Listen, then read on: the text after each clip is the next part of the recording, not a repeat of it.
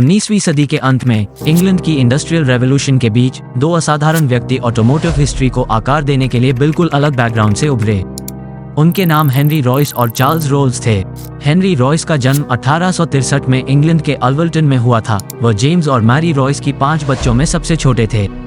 एक मामूली घर में पले बड़े हेनरी के शुरुआती साल फाइनेंशियल संघर्षों से भरे हुए थे। उनके पिता एक फ्लावर मिल में काम करते थे, लेकिन उनके पास बिजनेस के जानकारी की कमी थी, जिसके कारण जब हेनरी सिर्फ 4 साल के थे तब परिवार को बैंक्रप्सी के लिए दायर करना पड़ा। कठिनाइयों के बावजूद जवान हेनरी ने मशीनरी और इंजनों में ज्यादा रुचि दिखाए। 9 साल की छोटी सी उम्र में उन्होंने अपने परिवार की मदद के लिए न्यूज़पेपर बेचना और टेलीग्राम पहुँचाना शुरू कर दिया। हालांकि ज्ञान की उनकी प्यास और इंजीनियरिंग के जुनून ने उन्हें आगे बढ़ाया। केवल 1 साल की फॉर्मल एजुकेशन लेने के बावजूद हेनरी के डिटर्मिनेशन ने उन्हें ग्रेट नॉर्दर्न रेलवे वर्क्स में अप्रेंटिसशिप हासिल करने के लिए प्रेरित किया। हालांकि फाइनेंशियल प्रॉब्लम्स ने उन्हें 3 साल बाद छोड़ने के लिए मजबूर किया, लेकिन हेनरी की सीखने की भूख अभी भी बाकी रही। उन्होंने अपने खाली समय में अलजेब्रा, फ्रेंच और इलेक्ट्रिकल इंजीनियरिंग जैसे विषयों में खुद से पढ़ना जारी रखा। इस बीच चार्ल्स रोल्स का जन्म 1877 में लंदन एफ्लुएंट बर्कली स्क्वायर में एक अमीर परिवार में हुआ था। कम उम्र से ही चार्ल्स ने मैकेनिकल इंजीनियरिंग में गहरा इंटरेस्ट दिखाया। उन्होंने कैम्ब्रिज के ट्रिनिटी कॉलेज में दाखिला लिया,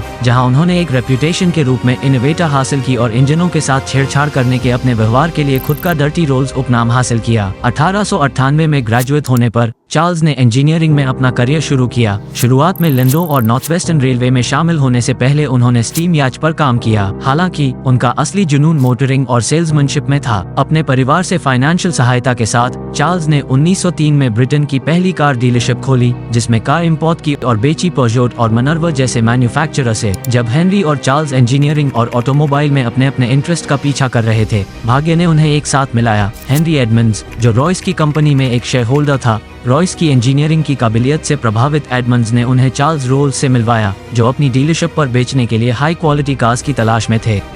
मिलने पर हेनरी रॉयस और चार्ल्स रोल्स ने तुरंत एक दूसरे की काबिलियत को पहचान लिया और यूनिक कार्स बनाने का इरादा किया। उनके अलग अलग बैकग्राउंड के बावजूद हेनरी साधारण शुरुआत से एक खुद से बना इंजीनियर और चार्ल्स ऑटोमोबाइल के लिए जुनून के साथ एक अमीर अभिजात वर्ग दोनों ने एक साझेदारी बनाई जिसने ऑटोमोटिव के इतिहास को बदल दिया। 1906 में रोल्स और रॉयस ने आधिकारिक तौर पर लग गए। रोल्स रॉयस कंपनी की स्थापना के लिए हेनरी ने इंजीनियरिंग और डिजाइन पर ध्यान लगाया, जबकि चार्ल्स ने सेल्स और मार्केटिंग का काम संभाला। उनके पार्टनरशिप से iconic Rolls Royce silver ghost का निर्माण हुआ, जो अपनी एक्सेप्शनल क्वालिटी, परफॉर्मेंस और लग्जरी की वजह से जाना जाता है। हालांकि उनकी सफलता चुनौतियों से रहित नहीं थी।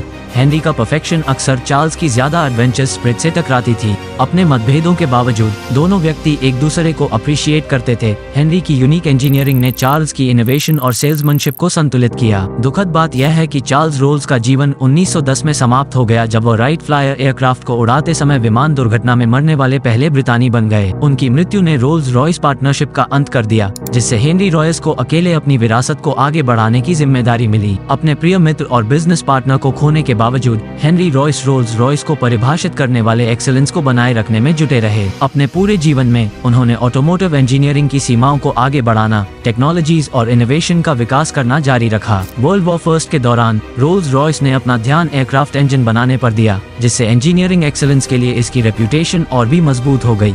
वॉर के बाद कंपनी ने लग्जरी ऑटोमोबाइल का मैन्युफैक्चरिंग फिर से शुरू किया।